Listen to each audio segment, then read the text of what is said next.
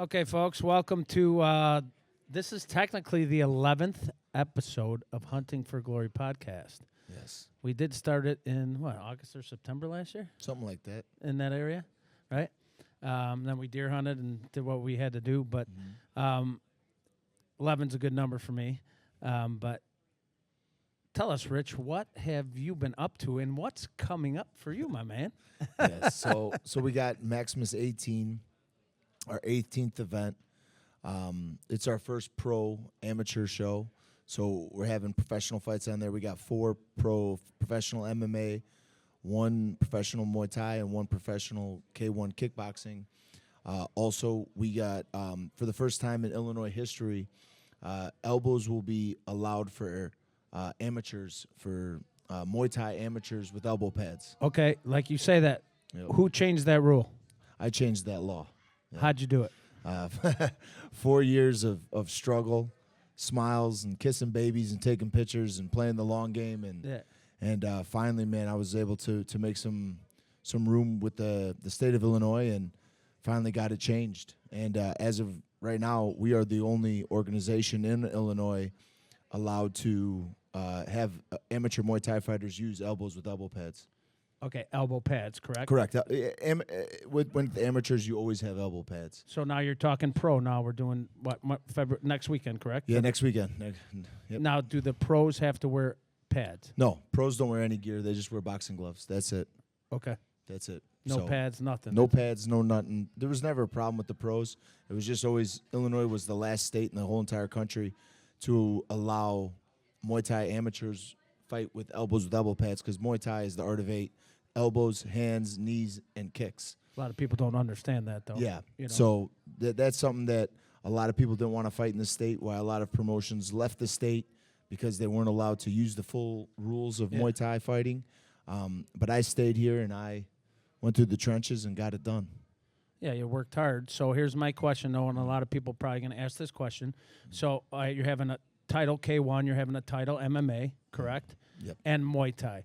So explain to most people that don't really understand the difference between K1, MMA, and obviously Muay Thai. Okay. So, like, when it comes to a title fight. Yeah, no, that's very true. So all title fights are 5 rounds, typically. And, you know, with like Muay Thai is mixed martial art. I mean, MMA is mixed martial arts. So mixed martial arts, they can go to the ground. They can fight on the ground. They'll use a combination of wrestling, jiu-jitsu, boxing, kickboxing, and there's no like knockdown. Someone gets knocked down. So it's just a continuous fight, and someone could get submitted or they can get, beat to a pulp and taken out that way. With Muay Thai and kickboxing, it's only stand-up. As soon as someone hits the ground, if it's by a strike, then they'll give them an 8 count like they would in boxing. And then Muay Thai, and the difference between Muay Thai and K1 kickboxing is in Muay Thai you can use your elbows and you can use the clinch, which is like inside fighting. And that's kind of the big difference. Like K1 kickboxing is really just boxing with knees to the body or head, and you can kick, and there's no clinch. That's what you did for Glory, correct? Yeah, that's what I did for Glory Kickboxing. Okay. Yep. So that night you will have there won't be any jiu-jitsu, correct? No jiu-jitsu this time, but we like to do multi martial arts in one show. So we have, K1 that evening, we'll have Muay Thai that evening, and MMA that evening. So anybody that really does martial arts, I mean, there's everything for them to come and see. Correct. Basically, Correct. Right? Yep, all the best. How many fights? We have 18 total fights right now. Well, we have 12 amateurs, and then we have 6 pros. Oh, Jesus. Yeah. 18. So you'll start at what time and end? We'll start at 6. If doors open at 5, show starts at 6. We'll end about, I'm guessing, like around 11. But it all depends. Like if the fights go on, knockouts happen. Show can be real fast sometimes. So then you'll roll off of this one. Then you'll go into your next event. Will probably be what, the NMTAs, right? Well, the next Maximus promotion event will be May 16th at the Compass Arena in Willowbrook. That will be a massive event. How many people does that hold? That one holds 2,500 people. Right. So this. All right. So the one on 28th only holds. I mean, I've been there several times. It's been a great show. It holds like 1,200. About 12. They say 1,500, but 1,200. Yeah. We put a lot of tables in there. I mean, we're practically sold out. The only thing left is general admission. Okay. And like we're squeezing tables anywhere we can Bro, squeeze yeah, them. I know. We talked about Yeah. that. Yeah. How many? Millie, what the fuck you Yeah. doing? So- You know? No, that's good to hear. But so wait, hang on. We got to talk about something else you were talking about. And I don't know if you want to talk about it. Oh, Should we talk about Yeah, that that's or no? fine. I don't Should we care. talk about Yeah. it? Because he Yeah. knows him and Johnny Yeah. knows him. So Yeah. you need to take the cat out of the bag for Johnny. Daniel at Vertiport. Yep. So I just had a meeting yesterday at Vertiport. It's in Chicago. It's a helicopter hangar, an actual hangar right in the city. And we're actually planning on doing a show there maybe this year, or if not early next year. It's looking like a very real possibility. And that would be amazing to actually put a cage in the middle of an airport hangar, a helicopter hangar, and, just pack it with people. And it would be like a scene from a movie. No one does that. Me and Johnny been to, we went to a couple events or something there, and it was like, holy cow, right? Yeah. And you know the guy, but like we've Yep. seen it, and I'm like, he was telling me, he's like, oh, I'm talking to I'm like, what? You're talking to Vertiport, really? Yep. Yeah. Oh yeah. Yeah. We're definitely gonna make that happen. That's in the works, and that's just would be an amazing show. So they're See- even talking about, they're like, we'll help with promotions. Like when your show starts, we'll literally fly you in the chopper into it. I'm like, okay. In the chopper. Yeah. Yeah. So yeah, we got this obviously massive show coming up. Like I said, general admission's still available. We have the app. You can order the pay-per-view on the app. We make it so easy, so convenient. All What's ages. the app? We What's always the app? It's Maximus Promotions. Okay. It's available on Android and iOS. You can see our champions on there. You can see old fights on there. It gives you updates. I mean, literally an amazing app created by my dear good friend William Seaman. Guy's a fucking genius, to be honest with you. So, but yeah, we have a very nice high tech app, and we're always going to keep growing and getting better. This show, we have a couple guys coming in from Mexico. We're looking at fighters for May already in England.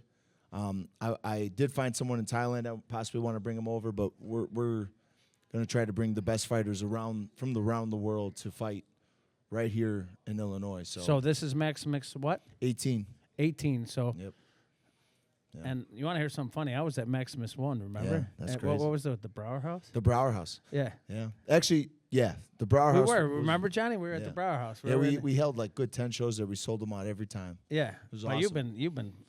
Yeah. I mean, you've been going. Yeah. Every show we're always getting bigger, always getting better. Yeah. And that's always the goals, right? Put the best fighters around the country. We've been doing that since day one, flying guys in from California, Texas, Florida. Doesn't matter where they're from, Mexico, Canada. We bring them in here and we put them against the best. So that's always our goal. So this is your first one going into the pro, though, correct? Yes, this is the first one. These are all, 1 through 17 were always amateurs. They're always amateur. Right. See, like when you're going into the pro now, it becomes very difficult. A lot of regulations through the state. You got to do a lot of paperwork. Man, I've never done Excel spreadsheet or send emails or attachments. In the last fucking week and a half, I've sent more than I have ever had in my entire life. But this is what it takes. So we're gonna get it done. Yeah, I noticed it a little bit. Like Yeah. the last couple of days, I'm like, oh, don't call Richard.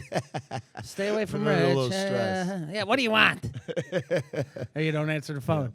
No, I get it. I mean, Yeah. you got a lot on your plate, and Yeah. God bless you, man. Yeah. I hope it works out, and it is working out because you're moving up, and Yep. you know, Getting and better and better. So yeah, I'm excited to go to the show next weekend. Yeah. And, so let's talk about the fighters for next weekend. I got to ask. I mean, I know a lot of your fighters. Yep. But who's making their pro debut, and who's fighting? So our probably one of the main guys that we have at the gym, his name's Cody Quarles. He's I think 23-3 or something like that, with like 17 or 18 knockouts as an amateur. Yeah. No one wants to fight that guy around the states or even North America for that matter. So we're making his pro debut. I'm bringing a guy in from Mexico named Charlie Gonzalez. Very game, very tough, very gritty. So it's going to be a great fight in his Are first. they light, heavyweight? What are they? So they're meeting at 180 pounds. 180. So, So that- what technically is that? I don't know, maybe middleweight-ish. Middleweight. Okay. Like there's weight divisions are kind of weird, they're a little different in kickboxing and Muay Thai. But they're meeting at 180 pounds. It's just kind of agreed upon weight. Okay. And I said it's hard to find Cody guys. Now that we're in the pros, it opens up the playing field to a lot more guys in like Europe and Amsterdam, stuff like that. So it'll be a little easier to find them fights, I believe. So that'll be like one of our big fights. That's on probably the show. who's the main card? Is Cody the main card? Yeah, Cody's the co-main event. Yeah. We have this other guy, Tyler Scott. He's fought around here for a while. He's out of Dominion Martial Arts in Oswego. But he's fighting this guy, Orel. And he's another very talented human being. And it's an MMA fight, but they both have agreed. They both just want to stand and bang. Yeah. So, it is MMA, but they both have, they both said, I'm not going to take you down. Yeah. I'm going to stand there and we're going to trade. They're going to throw hammers. So it's going to be, the best of both worlds because they're going to fight in the small gloves, and they're literally both have said to each other multiple times that there's no takedowns. Let's go. So they're going to stand there and bang it out. That's the main event. Crowd's going to go nuts. Oh, it's going to be Crowd's amazing. going to go nuts. It's going to be an amazing fight. So, wait, Sandro's fighting, right? Yeah, so Sandro's fighting he's an amateur still. He's 8-0 as an amateur. He's our K1 champion at 145 pounds. But he's meeting this because we have a vacant 143-pound Muay Thai belt. He's going to fight this really tough kid from Kyrgyzstan, Marcel Tubriev. I probably butchering his name, but very, very talented. He's got a lot of experience. He's very good. I mean, he just came over to the States not even a year ago. And yeah, the kid's something special. Sandro's going to have his hands full. And we have Jacob Judah fighting another really. That's an MMA fight. Yeah, that'll be an MMA with Jacob. He's a stud. He's defending his 155-pound belt against this kid Angelo from Intercept. Kid's a stud as well. This is both these guys are UFC bound. Yeah. I mean, they're both on the verge of making their pro debut. This will probably be both of their last amateur fights. So it's we have. It's stacked. Yeah, it's stacked, man. We got 4 amateur titles, 6 pro fights. I mean, this is the best. I'm just so proud of this card, just in general, from the whole thing. These fights are high level. It should be. It's been a lot of hard work, and yeah. I think maybe on March 1st you're going to take a little break, or maybe March 2nd. Or no, there's no breaks. Why ain't there no this breaks? This year. That's why there's no drink in front of me. Yeah, I know. What's wrong here? I quit drinking Would you this go year. back to the car and get Richard Abraham? I don't know where he went. No. It's kind of different when it's in deer season, huh? Things have changed in the last month. No, Huh? there's no more drinking this year. This is just straight locked in, straight focused. I got a lot of things I want to do with the show, and I want to possibly open another gym, and I want a bunch of business stuff I got to do. And when you need to get stuff done at this level, you need to be locked in. So yeah, man. So after this fight, the 28th, I know you do the NMTAs as well. Correct. That's probably your next event. Yeah, Correct? April 18th, I think, or 16th, the Sunday or whatever, mid-April. Yeah. But that'll be our next event. That's the non-for-profit I'm the president of, So, we'll do another event. The event literally grew from 53 kids in my gym. Yeah, you had 350 people. Yeah, now we're averaging 350 athletes per event from 6 different states, 40-plus gyms involved. I mean, that has blown up the sport of Muay Thai just in the Midwest. But you got to explain to people. A incredibly. lot of people don't understand that. Okay, it's an event for Muay Thai, right? But what you come in and you have a fight, but technically, there's no winner or loser. So correct? so that's it's technically a scrimmage. It's not an actual fight, but you know how you did. Yeah. We gear them up, chest protector, headgear, gloves, and you're in a uncomfortable place and going against someone you never met or went before. Right. So there's a lot of emotions involved, and it's the closest thing to simulate a fight without actually being in a fight, because in a fight, no one's coming to save you. If that ref comes in and saves you, you lose. Right. In this type of event and format that we have, there's no 8 counts. There's no nothing like that. If someone's going too hard and getting the better of someone, we pause it, give them a second to recoup. It's really the safest form of environment. And a lot of people want to try fighting, but the thing is to be a fighter and step in the ring is a whole different thing. No one likes getting punched in the face. Well, most people. Well, you're a sick son of a bitch. I don't mind. I don't mind. But the thing is with the NMTA, it's nice because people that would like to fight, but they've never will actually do it. This event is designed for that. And by doing so, we're having kids, adults, business people, they get to go and experience what it's like. Yeah. And now they go home and grandmas come, and now Muay Thai is becoming in a household, and that's the goal of it, is to grow Muay Thai in the United States. Yeah, because it should be as big as boxing or MMA. Like, there's no reason. It's one of the most exciting. Why is it not an Olympic sport? They're working on it. They're working on it. I heard 2028 it might be an Olympic sport. It's possible. It's possible. It's hard. There's a lot of political and infighting in the States. Just with like it. everything else, right? Yeah, but it's not that big. They just, guys don't, They should just, Why not? Because it's so, like, dangerous, I mean, no, in a sense? no, because I call them Muay Thai yuppies. I don't know. They just think they, like, own it. They think it's, like, theirs, but we're just white guys. You know, we're just Americans trying to do the crazy sport. white guys? Yeah, so it's the like, crazy in the front? it just doesn't make sense to me, but I don't know. I stay out of that political realm. I just do our own thing, and I do what's right for the sport, and that's always in my heart, so I don't That was really a big care. accomplishment you did for the elbows, I have to say, because me and you were talking about it in deer season, and you're like, oh, Billy, I'm going to this meeting, and I'm going to change the... I'm like, come on, Rich, really? Yeah. And you did. I know. A lot of people didn't think it was possible. You know? But I like I said, I'm a very And this stubborn, state sucks. resilient human. What? And this state sucks. Yeah, this state is very behind in like the Muay Thai world, and just this state is not known for it. Yeah. But I'm changing it, so it which will is be. good. That's a big accomplishment. Yeah, know? absolutely, absolutely. So when you get downtime, all right, well, wait, hang on. I'm not tricking. I'm not doing that. Yeah. You even told me earlier that you might give up fishing for a little bit. Yeah, I did. I did. Someone give me a thermometer. We got to check his temperature. Yeah, no, it's just. No, I get your drive. I mean, that's why we get along. Well, you know me. Like, when I do something, I do it all the way. I don't. Yeah. I'm an extreme human being, and I don't half-ass shit. No, you like do when 120%, not 100%. Or if I don't do it at that rate, what's the point of doing it? No, I agree. So that's why it's like, if I'm gonna do something, any distractions will prolong the time for me to get this mission done. So if I just eliminate everything that distracts me, it's gonna take me even less time to get it done, and then I get back to doing what I want to do. No, you're right. So that's just kind of how I look at it. No, that's right. It's a good life lesson, correct? Yeah, and that's yeah. what we talk about sometimes, right? Yeah, it is. Yeah. But deer season's done. Yeah. I saw you guys were buffalo hunting. Yeah. What's sure up with were. that?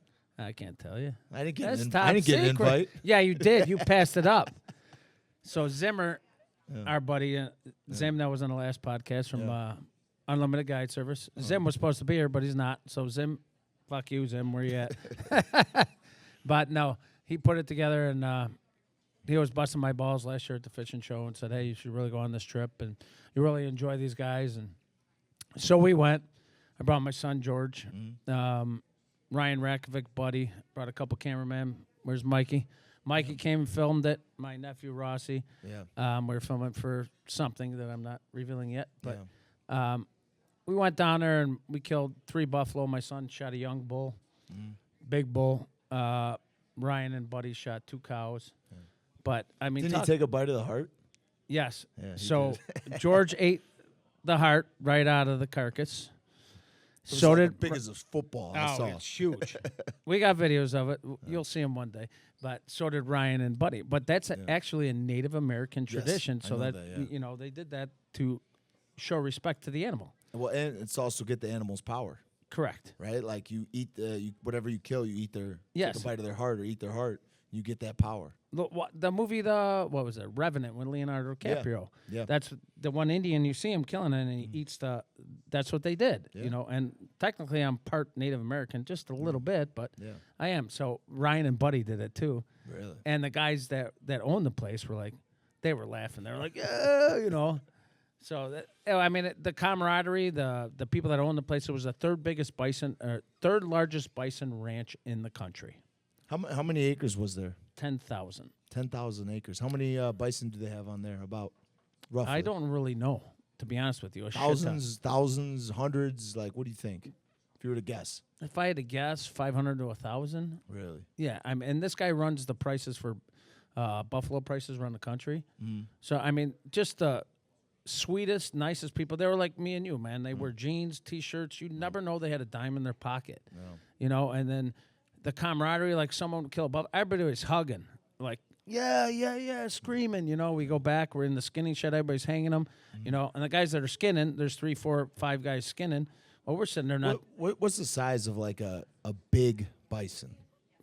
That's a good question. So the cows were about 1,200 pounds, the females. Okay. The young bull George shot was probably around, it was about a 5-year-old. It was about 1,600 pounds. And I'm not a bison expert. So, you know, they can grow up to like 2,500. I mean, they get fucking huge. You know, the ones we shot, I was more than happy with, you know, and I didn't even pull the trigger. I let George shoot it. I was just excited just to be there, you know, watch my son do that and watch my boys do that, you know. I was filming and doing what I had to do, but the first guy I grabbed when George killed his buffalo, I grabbed Spencer, the owner of the camp. You could see it. We got it on film. And I just grabbed Spencer and almost tackled him.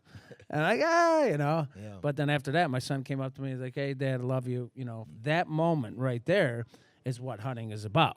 Yeah. It's not about killing a buffalo. It's about the after thing that all these guys, like we had 2 Army Rangers. I mean, badass dudes that, sorry to say, kill people for a living. What were they doing, though? They stayed on the sides because when we were hunting a buffalo, these buffalo are dangerous. They can charge you and kill you in any minute. Really? Yeah. So they were on point. Like, we had a backup shooter, you know. Yeah. I mean, they were watching. So they were like they were armed. Pretty much if these buffalo come charging at you guys, they're there to put them down. Yeah, and we were asking them questions about what they did. Oh, they used to jump out of planes, Army Rangers, they were trained to kill people, and they were you would never know. Yeah. They were the nicest guys in the world. And when we left, we all exchanged numbers, became friends. I mean, it was the steak I had, the food I had. I mean, it was absolutely incredible. Mikey will tell you. Mikey was filming the whole damn thing. I mean, it's something I've been a fortunate man to have my parents and treat me, you know, and take care of me and take me on phenomenal trips, you know. But I experienced a lot in my life, you know. I'm 53 years old. I've had a good life, right? And I went and I didn't shoot anything. But I met some wonderful, wonderful people that not changed my life, but just made some really good, like, brothers. I mean, they're like, I'm never going to forget them, and I want to do it every year now. I mean, the meat, I made the cheeseburgers the other day. Holy shit. Yeah. I want to eat it every day now. I mean, it's incredible. Yeah. It's incredible. And I'm not giving you any. Especially Titus, because Titus eats too much. So, and we got to get him in the Alaskan waffle. So like, off that 1,600-pound buffalo, how much meat did you get back? About 400 pounds. So about 25%. Yeah. Okay. But we got the head. We're mounting the head. Yeah. You get the rug. I mean, there's a lot to take out of an animal like that big. So you could take the organs. Yeah. You know, they took the organ. They took the liver out of, I think Buddy's he shot on. Buddy shot the first one. They took it out the liver. So Saturday night when they cooked us all the tomahawks and ribeyes, they made us liver pate, and I never had it. From the buffalo that we killed that day. Ritz crackers. Oh, my Lord. It was phenomenal. Really? So you just ate, pretty much you ate what you killed? Yes. And then Sunday night we ate brisket. Yeah. And, I mean, it was incredible. Yeah. The dad came, the owner. I mean, these people are phenomenal. It's a trip. I mean, if you have the money, I highly recommend it. Yeah. Because the reward going home is you get the mount, you get the meat. And the experience. Yes. And you meet phenomenal people. And I have to say, Zim really hooked it up for us. He had told me at the fishing show, he's like, Billy, you got to really do this. You got to do this. These guys are exceptional people. And he hit it to a T. He hit it to a T, you know. Oh, testicles? Okay. You want to go into that? Okay. So we killed the buffalo. So this might be a little disgusting and people might want to hear this, but I'm going to say it. So George kills the bull and this other guy kills the bull, right? Well, they say take the testicles. They're a delicacy. I'm like, get the fuck out of here. I'm not eating no fucking testicles. They're like, no, take them. They're good. You got to cut them up and fry them. I said, okay, whatever. They put them in the bag. I took them home. They're in my freezer. I haven't eaten them yet, but I will. Sorry to say that. Will. And Uncle Dan's probably going to eat them with me, too. Yeah, he will. Mags might, too. I think Mags might. I asked you the other night. You might. No, but on another note, they said, take the penis. You can make a cane out of it. I'm like, what? What the fuck are you talking about? No, I swear to God. I took Anthony. So they killed there was a bull that was diseased and died there. Okay. So they gave Anthony the head, and I took it home for him. And you took the dick. No, yes, I did. Your boy Anthony wanted the dick. He's like, Bill, will you take the dick home for me? You can make a cane out of it. Anthony's the one who told me. I said, okay. I'm sure he's the Yeah, one he that did. told you to take the dick. I swear to God. Fuck you, Rich. No, but yeah, exactly. So I took George's and I stretched them out because I took them to the taxidermist, all the heads and the hides, and I said, hey, will you do the dick for me? I got 2 dicks in the thing. He goes, no, Bill, I don't do that. I'm like, really? I did a little research. I went home. Like when I do turkey mounts or all that shit, like dry it up. I'm like, fuck it, I'll stretch it out. So I stretch it out. You got to play with the dick. Yes, I did. Okay. I'm just clarifying everything for the people. You know, I just want to clarify. I've been doing that my whole life, so whatever. That's all I'm talking about. So no, I stretched it out on a piece of wood. It was like this long, and I pinned it down. It dried in a week. I called Anthony. I said, hey, your dick's ready. Come and pick it up. But I didn't know. Is it that, like, I mean, when it's dried out like that, like you can use it as a cane? Yes. So you got a dick cane. Yes. I got 2 dick canes. That's cool. You want one? No. Why not? You can walk into shows next week. With a buffalo dick? Say, what's going on? No, I'm good. I'll pass. No, but the funny shit you learn on, I was like, okay, whatever. Hey, that's pretty interesting. Mm-hmm. But did anyone eat the testicles? Not yet. No. They're in the freezer. I'll eat them. I'm okay with it. I'm pretty sure you will. Yeah, it'll be fine. Don't worry. You'll get a bite and you won't even know. No, hell no. I'm I'm going to be on my guard now. Uh-huh. I'm going to be on my guard. I'll tell you it's buffalo cheeseburger. I'll throw it in your cheeseburger. No. You better be nice to your friend over there. Yeah. Yeah, so no, that's definitely the goal for next year is to come out with you guys and do that buffalo hunt. I'd love to bring Titus out there. I think that would be an amazing Well, you got to bring experience. Titus on the pig hunt. We're going to do it. I'm definitely bringing Titus. He keeps talking about it every day. That's early May, right? Yeah, we'll do that early May. We'll do, if you got time in April, we'll do the turkey hunt. Okay. Because obviously turkey hunt's in the spring. If we can get him on the turkey hunt in the youth, he would like that. Oh, yeah, absolutely. Us 3 will sit there. He loves hunting. Yeah. Yeah. I know he does. Yeah. I know he does. We just got to get him over the shakes. Yeah. Yeah. But that's normal. That's normal. Everybody has that. Every kid has that. I still get it. I've been doing it my whole life. Oh, yeah, I still, man. If you don't get the shakes, you're not right. Yeah, no. And you're going to miss and you're going to screw up, and we all do it. But guess what? Like you say, keep at it, right? Keep working hard and keep going, right? That is the key. So. Well, cool, man. Like there's a lot of cool stuff happening. It's been a good year so far. I'm really excited, man. Like I said, with this, and obviously we got to wait until October again for hunting season. Yeah. But you'll get back to fishing too, and maybe. No, you will. After the show, you'll be like, okay, let's go fish. Probably. Let's go fish. Probably. I'm done. I'm tired. Yeah. All right, let's bring up the Mr. Stathopoulos over there. Get over here, Dean. We got to talk about a little bit of Muggs-N-Manor. Yeah. So what mic? I'm going to hand him the mic. Okay. Oh, you're going to hand it to me? Yes, I am. Yeah. Oh, you're going to share? Yep. Thank you. All right, Dean. So tell us about your restaurant. Tell us all you can tell us about. Well, let me say hello first. Yeah. Hey, great Thanks for to have you coming guys here, man. Yeah. It's good to see you all again. First off, we want to say thank you for coming out here. This is really entertaining. I don't know how I could follow up what you guys have been talking about. The stories are great. What you guys have been doing, just the bond you guys have is amazing. Yeah. And the stories, you can't top that. It's heartfelt stuff, and I know I love it. Customers here are enjoying it, so we want to say thank you, guys. We appreciate you thinking of us to do this. Of course, I was really excited that when Billy told me about it, and say, hey, we can go over here. He let us do it live or let us do a podcast here. I was, really appreciative. Thank you. Oh, yeah, and we only met, a few months ago. I've Yeah, known that was Billy it. for a while, but, we met one time, and there's kind of that you're just a natural guy. I mean, people wouldn't know your history and just you don't want to mess with this guy. That's all I'm going to say.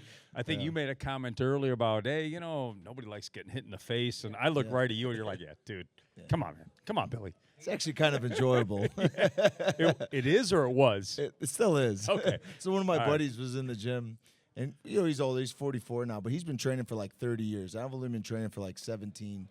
And he's like, hey, we're going to do like an old guy, 40-year-old workout. And I'm like, cool. And he's like, I will go light. So he starts like going light, and he cracks me a couple times, and I just smile. I'm not one of those guys that be like, hey, calm down. So I start smiling. And we just turned in beating up each other for the next like 45 minutes. I mean, I was really just more beating him up, but it was a wonderful experience. So you do need that dick cane. Yeah. All right. Or your buddy does. Yeah. All right. Yeah. So how long have you guys been open for here? Gosh, we've been here. We just finished our 28th year. We started our 29th year here at this location. Yeah, it's been a long time. You don't realize the time flies. It really does. You know, I got to tell you. Yeah, it really does. So what year did you guys? February 1st of 1998 is when we opened this up. Holy shit. Yeah, we turned it into JD Muggs probably a few months after that, and then we bought a local catering business, Manor, and that was right around Valentine's Day of 2014. Oh, wow. So since then, it's been Muggs-N-Manor. That's awesome. Oh, That's awesome. That's a long time in the community, and obviously being able to stay around this long in the business is definitely a huge accomplishment. Yeah, I got to say, very patient family. My wife's here today, so she's a saint. Yep. It's never my fault when I come home and you're upset. It's this guy's fault. Yeah. It's Love you, definitely Tess. always Billy's fault. It's always Billy. Yeah. Another time, not tonight, but we'll talk about the first time we met. Yeah. That's a story for another time. But, you know, it's been great. The village of Addison's been good to us. The surrounding towns have been really good to us. You know, we try to do a fresh kitchen here, a scratch kitchen. Everybody knows us for the roasted chicken, the ribs, the wings, the apps. And plus, we do entertainment all the time. Live music. We do unique stuff like this. We did your opening for the movie. It was, that was 7-8 years ago we did that. Yeah, A Season to Remember. And that was phenomenal. Yeah. Yeah, so we're always open to stuff. And like I said, we love having events like this.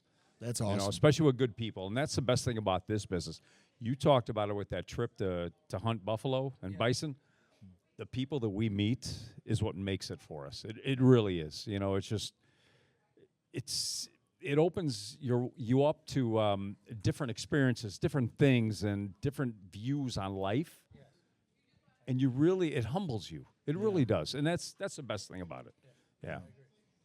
No, that's. Do you want to talk into here? No, it's okay. Oh, okay.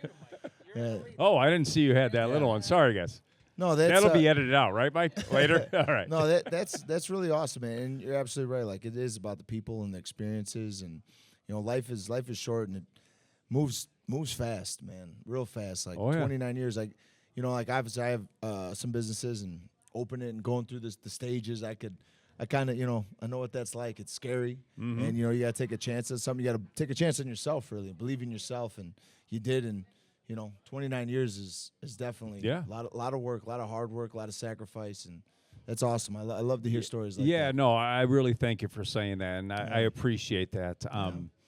And again, just to hear, as I said earlier, what you're going through, just with the state of Illinois and getting certain events, and you know, the pads on the elbows, accepting the state, and it's just amazing. Yeah, you know, because what you're doing is different here. Everybody wants food. Yeah, fighting is a totally different venue. Yeah, and there's a small percentage of the population that really gets into it. Yeah, it's very niche, as you're saying, but you know, the work you're putting in, it's amazing.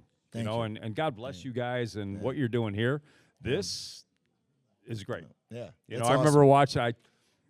I know you're dry this year, but I talked to him earlier, and I'm gonna make a commitment to you right now. I'm gonna try to find that Thai beer that you loved after one of those fights in Thailand. Hey, listen, if you I know the name, I won't say beer, it. Loud. I'll have a couple. Okay. If you couple find two tree or maybe sorry, two, it's a Chicagoan. Maybe 2 3 6. You know. All right, we got to find a bourbon for this guy though. Yeah. All right. Yeah. So I'll look for it. I'm gonna make that commitment to you. It's called Leo beer. It's very rare here. It's very popular in Thailand. But man, we train all the time, and the owners of the camp, you know, they're typically like old retired fighters. And they like to sit there and drink at night and, you know, smoke cigarettes and stuff like that. So, hey, you know, I'm out there by myself. I go make friends, and I sit there and drink Leo and smoke some cigarettes, and wake up at 5 a.m. to go run. I never had a problem with it. Never had hungover or anything like it. So That's awesome. Well, so we'll trade a 6-pack or a Yep. 2 3-pack yep, for one free lesson for a guy 55 plus. I got you. All right. I got you. We can make that happen. You know, I got to watch the knee. I got to watch the neck. I know. So Hey, take it believe me. easy on me. I Believe don't, me, I'm in this the same face, boat. Yeah, I know. My wife likes it the way it is. The My money mom maker. loves it the way it is. Yeah. I wouldn't say money maker, but we got to be careful. I got the Greek nose already. I don't need a bigger. Yeah. Well, getting punched sometimes flattens it. What do you think, Tess? That's like the cheapest nose job I could get. 100%. Just some black eyes for a few weeks. So what else do you have? Like, you guys do karaoke here? You do says live music? Do you do what else do you do? Yeah, like, it's funny you bring up karaoke. So with karaoke, we started something. We do a family karaoke. It's one Thursday a month, the first Thursday of every month. So I got parents bringing their little kids in here. We've had like 7, 8, 9-year-olds coming in. And on a Thursday night, it's still early enough. We start at like 6, 7 o'clock. They can get their homework done, eat, come in here. They sing. The parents can relax a little bit, and you get a kid on stage. And watching kids sing for the first time when they're all nervous is amazing. And I think back, and I won't mention any names. We had a good friend of ours, Tess, from high school. Her daughter came up here for one of our open mics. Her daughter at the time was probably 14 years old. So you're talking 14, just starting high school. Yeah, it's freshman in high school. And she was so nervous to come up here. She came up, she sang. She came the following open mic, she sang again. And what do you know it, 2 years later, she's been doing a national anthem around ballparks. I know she's done Schaumburg. I think she was at, I still call it Comiskey, or, it's guaranteed rate right now. And it's things like that we see. We see these kids coming in when we do it, when we open it up to the younger generation, and they learn. They kind of gnash their teeth. They're nervous, but everybody's so supportive. Again, talking about what you guys were saying on the buffalo hunt, where you didn't shoot anything, your kid did, and everybody's hugging each other. I mean, it's just good to see that stuff, and that's kind of what brings us back down to reality about this business. I love it. So it's every Thursday at like 6 p.m. or it's actually right now the first Thursday of the month is what we're doing, because other Thursdays we do some, we do painting and the wine and painting stuff, or we'll do some other things. I can tell you right now, because when you said that for the kids, I was like, I know my daughters. I'm going to bring them here the first Thursday of March. Yeah. Right, March? You better. We're holding you to it now. No, I'm serious, All because I know my kids, and even they would definitely want to give it a shot. They're always singing or dancing in public and, doing their little TikToks or whatever these kids do these days. But, no, I'm definitely going to bring them here. I think it would be a great family night. Oh, it sounds good. God, I got to have that Leo beer here by then now. Yeah. Dude, that's a challenge. We got to fly out to Thailand and bring some back. Okay. Can we smuggle it? Yeah. No, we want to surprise him, though. We don't have to tell him. Yeah. No. Anyway, thank you. We'll look forward to seeing you guys. No, absolutely. Maybe one time we'll get Billy up there. We should. Just go on your knees, man. Yeah. No, just keep giving. Wait, sorry, but I didn't. It wasn't meant the way it came across. I'm getting sucked into their vacuum. First of all, we're talking about Dick Canes, and Billy's on his knees, and I don't know, it's fucking weird. But no, you just keep giving him whiskey. Just keep giving. He'll sing. You remember earlier I told you I'm lighting a candle for your church tomorrow? Yeah. I'm lighting 2. Yeah, all right? It's for you. Maybe 4. Oh, that's awesome. That's really cool having that. And what else you guys like too? Like, let's say, because I got a couple buddies that are like in bands, or my cousin Julia, she's played at I think Dirty Nelly. She's played like a few places. Oh yeah. Yeah, so she's like pretty good. And my cousin's always asking me like, "Hey, where can she play? Where can she play?" And asking me and stuff like that. Have them come out. We're pretty much booked through middle of May, end of May right now. All right. But we are looking to fill spots in the fall. Okay. Well, is it all right? I'll tell my cousin to reach out to you. Not a problem at all. Yeah. Because right now we have a set rotation, but we're always looking for new bands to put in that rotation. Yeah.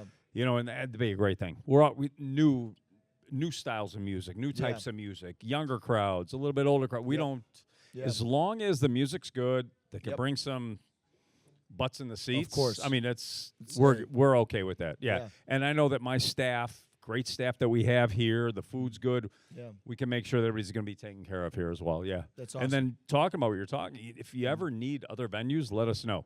Yeah. You know, we can try to get you set up in Addison Park District as well. Okay. You know, because we have some connections there. Yeah, Oh, that's good. We're always looking We for have some good spots. Yeah. Tell them what.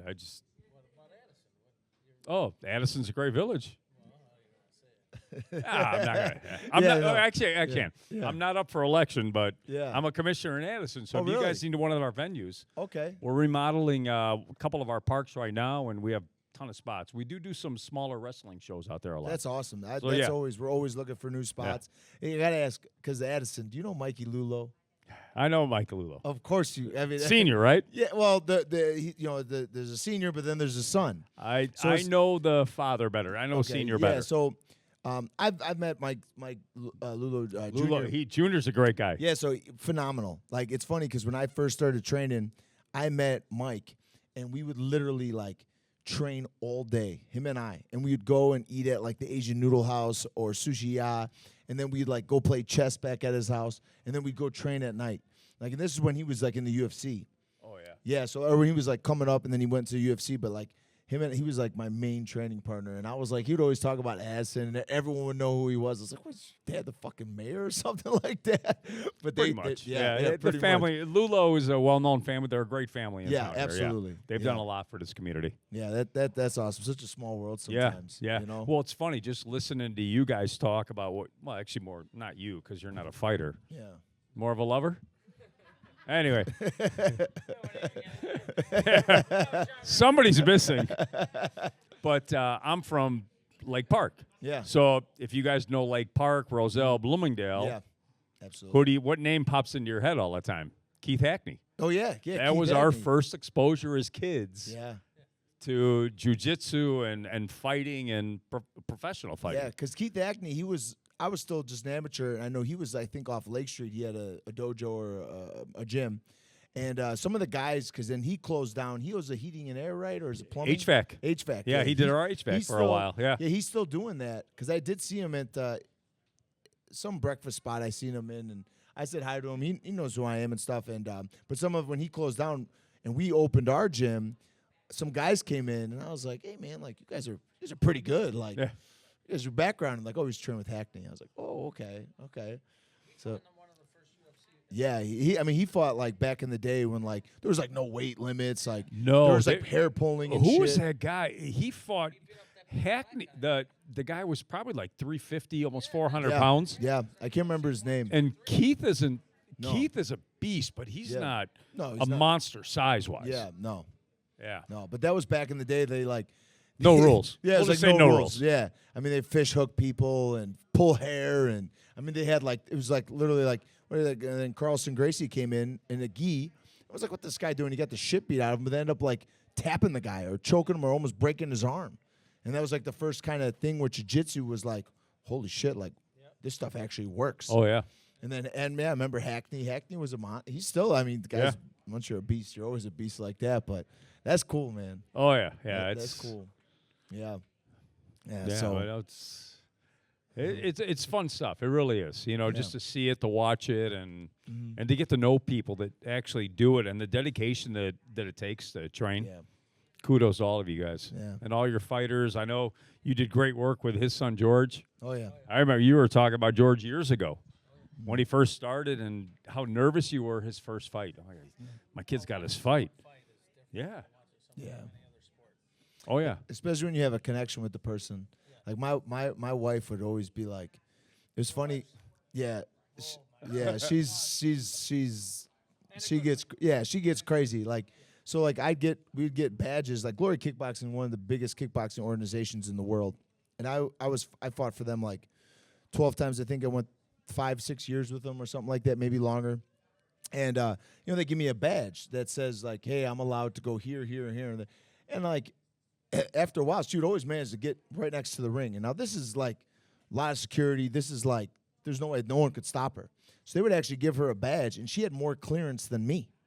I was like, how the fuck did you get more clearance than me? But no one would ever like when she's a woman. She's very like she would she would literally be screaming in some of my fights, like, follow with the low kick. And I would throw a low kick.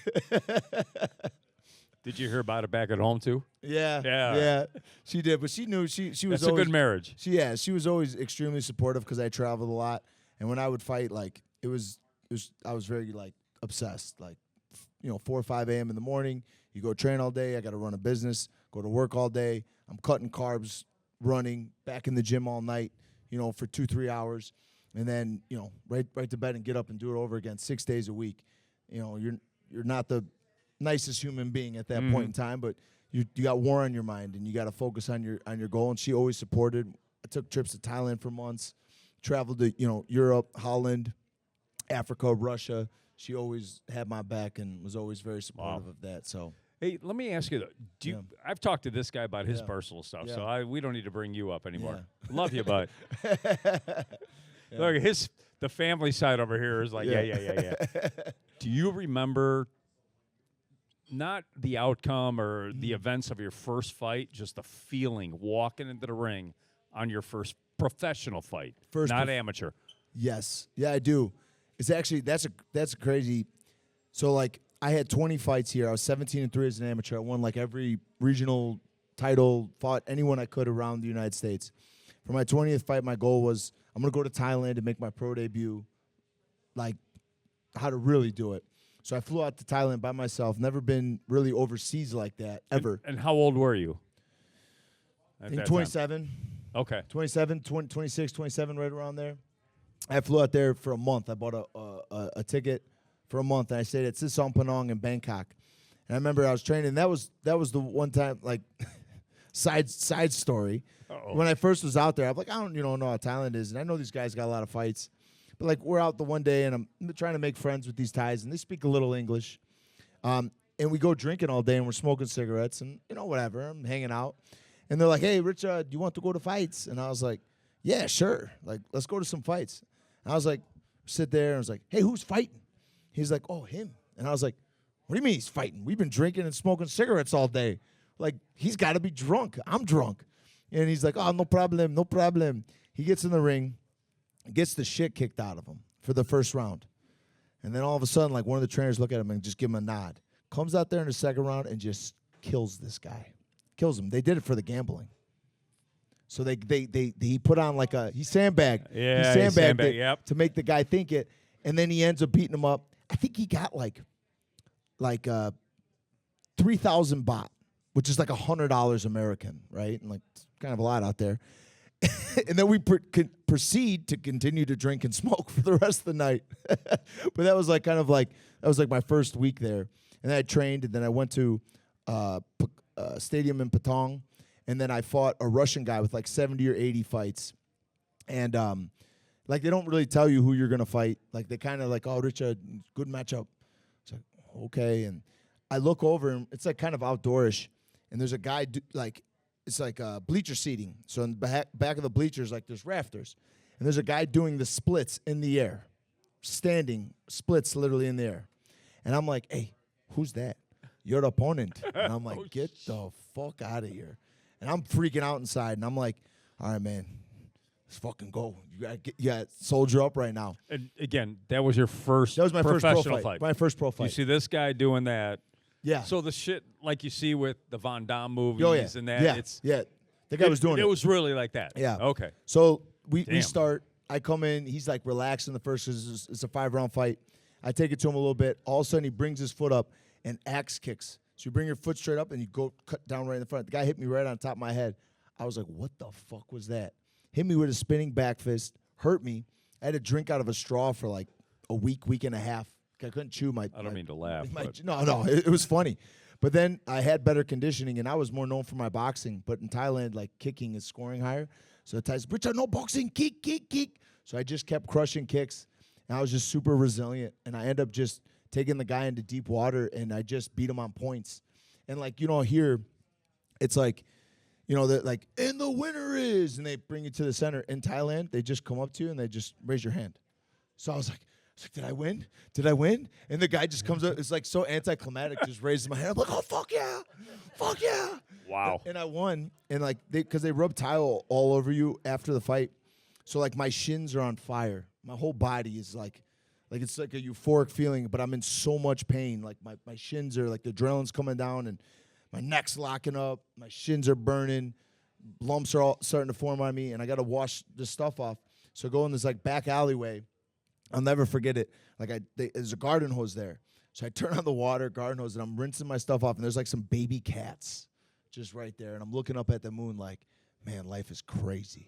I'll never forget that moment. And then we went and drank and smoked cigarettes for the rest of the night. There you go. There, Leo Beer. Yeah, exactly. Okay, Leo so Beer. if Leo Beer can hear this, Yep. send some to Addison, Illinois. Yep. We got you covered. Yep. Yeah, Dude, but that's amazing. I mean, it's stuff like that. That's a story, man. Yeah. Yeah. Yeah. It's isn't it kind of like that Greek World Cup soccer team a few years, about 10 years ago? They were smoking on the plane to the States, and they won the World Cup. Yeah. Drink Okay, and smoke 20 years cigarettes, you'll be successful. But yeah, that was like, and that feeling, man, like, even since my first fight, like, it's just, you feel so alive. You can't fake those emotions. They're so real and so raw. You're scared out of your mind. You don't know what's going to happen, but you're going to go out there and give it your all. And it's just about, you're going to find yourself hurt and in pain, just like in life. But you can't back down. You can't quit. You got to keep fighting. You got to find a way to win no matter how that is. So that's always what I kind of was the most addicting part to me. It wasn't, it was like, yes, I love fighting, and yes, but I love the thrill of hunting people and feeling like people are going to hunt me. That's was like the most, because it gave me such a focus and such a drive, and just that feeling of fear, and then wrestling it and going out there and facing them. Yeah. So that was cool it's great that you say that, because that's what it takes to win in life. Yeah, absolutely. Same thing. People can talk about, you can have the biggest houses, the greatest cars, but it comes down to what you're feeling, and if you can be happy with what you have accomplished. Yeah. And what you've gone through, because we've all failed. I mean, we had a dinner with one of our kids the other day, and he's like, "Hey, this didn't work out for me. This didn't work out for me." I'm like, dude, you're barely 20 years old. Yeah. That stuff happens, and it's not what happens, but it's going to be how you react. Because 100%. we're trying to tell everybody 10% of your life is what happens to you. The rest is how you're going to react to that. Completely. I mean, fate is 10%. Yeah. You can't expect the world to be given to you. You can't expect the world to kind of open up like the Red Sea for everything you want. Yeah. You're going to get kicked. You're going to get punched. You're going to get axe kicked across your head. Coming right down like, what? Yeah. Like I said, the shit you see in the movies. Yep. You just got to realize how you're going to react to that and what's going to make you a better person. No, and it's as you said in the 100%, but as you said, the long game. It is. You said this earlier in this podcast. Yeah. It's the long game. You got to kind of think that. It is. Yeah. And I was actually, when we were talking about this now, I was literally thinking about that this week, because I'm, going through new processes with the state, new challenges in my life. I have to grow as a human being to be able to handle all this stuff. And it's like, man, I think about like all the times and all the tragedies and all the difficult times I went through, but I just never quit. And and how I chose to deal with those was to let it make me stronger and force me to push myself harder. So a lot of the toughest things I went through it, and I kept pushing. I didn't back down. I didn't make up excuses. And then I believe that really transfers you in everywhere else, an aspect in life, and why I was successful in fighting and why I'm doing better in business now is because of all those difficulties I went through and all those tragedies and those heartbreaks and all the bullshit life throws at all of us. I just never let it keep me down. I used it as fuel. And it's like, if I can make it through this, I can make it through anything. 100%. That's just such a huge lesson for everyone in life. Yeah. It's like, you got to, no matter what, keep pushing and find a way to win. Yeah. They do, and it's terrible. Yeah. But not only that, Billy, but I'm going to tell you this. As I said, when I came in here, just listen to your guys' stories. Yeah. You don't want to be jealous of other successes. You want to be happy for it. 100%. If you're being jealous I'm of someone else's 100% success, you got a happy for problem. what you guys have done. Yeah. I haven't been able to do that. I have never hunted. We've talked about it, Yeah. and I know he's going to take me one day. Yeah. And I know I want to work with you. We're gonna Yeah, throw him my right in the Mags. ditch, No. and then me and you are gonna hunt. No. Don't worry about it. We'll get him fucked up. We'll But throw him in the you've ditch. got to be happy don't worry for about it. I got my back everybody on it. else's You do. success. You do. 100%. You do. You have, because look, you guys are making me better. If you guys make me better, I'll make the next person better. 100%. And we have to kind of keep pushing that out. It's not that, oh my God, this guy's like a world champion, kick-ass artist. With every fight he does, this guy has been hunting and fishing in probably 45 of the 50 states in the continental U.S. It's not to be jealous of. It's these are good people to learn from, and that's kind of what we have to tell, especially our kids and the younger generation. Absolutely. Because they're not getting that. No, and I try to spread to my kids is like, you want to hang out with people that cheer for you. You want to hang out with people that are better than you to learn from. Oh, God, not to be jealous, but to inspire you to work hard. I got a lot of friends that are way more successful than I to be honest, I don't think I'll ever catch up with them. But does it motivate me to be better? But I think that's how, honestly, we all get better. And by passing it on and helping everyone out, and not being jealous, like you were saying, that's a great point. But that's how the world gets better. That's how we raise this next generation. Don't be selfish. To be better. Yeah. That's what we need. Don't be selfish. One quick story. Don't be We were a out me to person. dinner last week, Tess. My wife's in the crowd there. Yeah. We were talking to our server. Went to a restaurant, young kid. Looked like he was probably 23, 24 years old. And we started talking, just came up in the conversation like, yeah, man, I just moved out. My dad's calling me every day. And I told him, I said, look, the curse of a father is raising your kids the right way so they don't need you. And then he goes to me, parents teach you roots and wings. And it's the same thing. And then we were watching something, they talked about it in a movie today. Or a TV show. They said, yeah, parents give you roots and wings, which is a curse of a parent. Yeah. You want your kids to be great. You want them to not need you, but it hurts when they don't need you. Yeah. Yeah, it's Damn, man. it's sorry, guy. Okay, well, let's get back to but Go Bears. Yeah, but now that you said that, so like my daughter, she's 17 now, and she's been doing gymnastics since she's 2, and my wife was a gymnast, and my daughter Brooke, she is like, they made state. I mean, she made it to the highest possible. She's super strong. I love it. Like, it tears me up seeing her perform, because I love when people chase greatness or just being extremely good at anything. Like, it gives me the chills. And yesterday actually was her last meet ever. So it's like, so my wife has been a mess. She's crying. She's super emotional, but it's like at the end of a chapter, and then she's going away to school to Arizona State. It's like you said, she raised her good enough to be successful and to not need her anymore. And it's hard for a parent. It's a curse.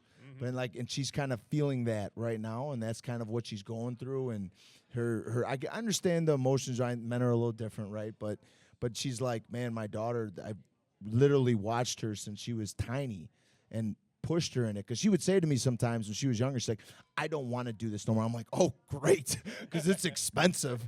I'm like, don't do it then, and not the best advice, but I'm like, at the end of the day, it's like we got bills and we don't got that much money. I mean, we're spending, hundreds of thousands of dollars like on this stuff every year, and practices and traveling and uniforms, and no, her mom kept pushing her, and she's so thankful at the end of the day for that. Because kids don't know what they exactly want. They're kids. That's up to the adult. But because of Kel's resilience and, just belief in her and raising her right, and, she got to compete on one of the biggest stages. Her team did good. She did really good. I mean, I think they took 4th overall, but they made it to state, and she had good performances. But, it's like that chapter is now closed. Oh, yeah. Now it's the next, stage in life, and it's hard as parents because, it's like we raise these little fuckers. And we love them, and we got to do everything for them and wipe their ass, and they cost us millions of dollars and headaches and problems, and it's like, I'm going to give you all a bill. But you're looking for a retirement place now. Next year at ASU. But now. Out in Phoenix. But now it's like, then we just got to watch them do their thing. And that's you're right, it's a curse of a parent. But I got to say, it's like also very rewarding. It's like one of the greatest feelings in the world. How many kids you have? 6. Oh, 6. Yeah. I know you have the 2. We have 3. Yeah. So we're not going to pick a favorite, but I keep telling my kids, whoever takes me in when I'm old and feeble and Yeah. No one's going to take you in. We're throwing you in. all right. Anyway, Yeah. Already discussed it. Yeah. so welcome to the Dean and Richard show. Great to see everybody. I'm kidding, man. I love you, Billy. You know that. Yeah. What's Unc? What is it, Unc? Yeah. You know, we're going to get these guys on our local TV show soon. Yeah. Yeah. Be fun. We'll get you guys come out there. Be fun. Well, I think that was good. Yeah, very All good. right. Yeah. I'm going to excuse myself, let you guys wrap up your show, but I want to say thank you for bringing me on. No, thank you. All right, love you both, man. Thank you. Love you as well. Thank you. Appreciate it, brother. You're the best. Yep. Well, I think episode 11 has been completed. Yes. What did you all think? Yeah, the crowd's going nuts over there. Yeah. Nah, there'll be plenty more to come. Yep. I have to say. It was You're good. a badass motherfucker. Yeah. You too, man. It's You good know what? seeing you. We got a good thing going. Oh, Well, we we got a gotta do question. questions. All right, go ahead, Ma. I know how old you were when you started your passion for fishing. Yes. I want to know how old he was when he started his passion for fighting. All right, so for fighting? so the question was, there is no mic on Mom. So my mom asked the question, when was your passion for fighting started? So How old? it's kind of, it goes back. Like, so we always, like, as kids would get into it. And then when I was 12, I lost my mother. And at that time, you know, the your mama jokes were like big.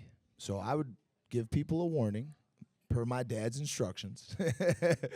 And then it turned to be a fight because everyone thought I'd be kidding around, you know, like, oh, your mom's not dead.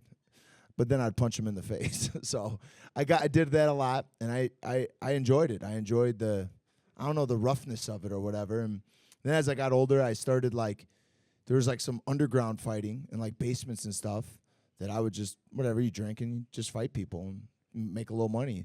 Started doing that a little bit, and then at 23 years old, I went into a martial arts gym. Some guy kicked my leg, and I'm like, what an idiot. And I remember just crushing on him with hands, and he kept kicking my leg. And the next day I go to get out of bed, and I just fell to the ground. And I was like, what the fuck? I couldn't walk for like 3 days, and I called him. I was like, hey, man, what'd you do to me? He's like, oh, it's called Muay Thai.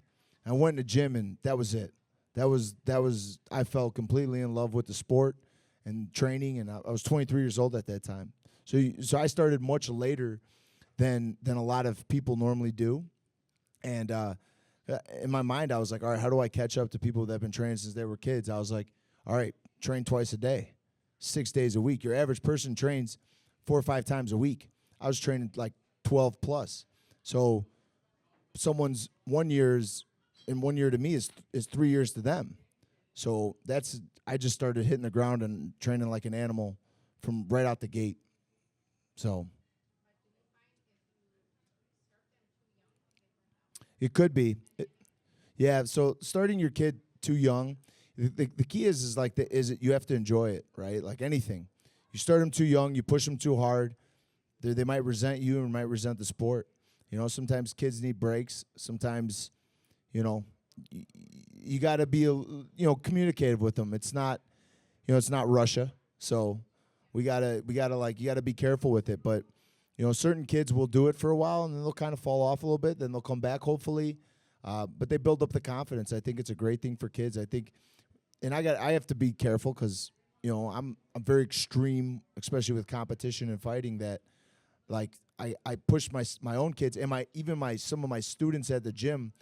I want them to win more than they want to win. But I have this extreme mentality that they can't comprehend that. I'm like, oh, it's your girlfriend's birthday. Like, I don't give a shit. You got to fight. Like, whatever. If she's not your girlfriend after the fight, like, then she wasn't meant to be. And like, oh, you missed that 1 day of training. That could be like 1% chance of you winning that close fight. So you want to live with the loss you want to live with that loss because you got to take her out after. So I had to like kind of teach myself to kind of relax a little bit, but it's a difficult line. No, So- you're an extreme individual, I am. I'm very extreme. and that's why we get along. Yeah. Well, you I gotta have be. to say. You gotta be. Look at Michael Jordan. Look at Walter Payton. Yeah. Look at some of the best No. people in the world. They're obsessed. They're like it's a form of Yeah. craziness. Like to really be like No, really great, you have to be obsessed. I fully believe it. no, I get it. Yeah. I get it. No, I've seen it from day one. You trained my Yeah. son, and Yeah. and then now we became friends, and Yeah. we're trying to hunt and fish together a little Yeah. bit more. But no, I really appreciate the person you are, and I know you Yeah. appreciate the person I am. You don't have to say it. We know it because you don't answer your phone for anybody. But sometimes when I call, Sometimes I'm like, you get an answer. Oh, God, You're he one of the answered. few Holy people that get shit. an answer. Yeah, like, I got 637 Yeah. unread text messages. No, but I'm glad we're doing what we're doing, and Yeah. you know what? I'm glad to call ourselves friends, and you know what? Absolutely. You got a good Yeah. future ahead of you. Thank You know, you're a hard worker. You're a good human. You know what? You're a good friend of mine, and Appreciate it, Billy. let's Thank you. let's keep pounding this fucking podcast, and we're Yep. gonna make it, bro. Yep, absolutely. All right, episode 11 in the bank. Thanks Thank for you, everyone. everybody.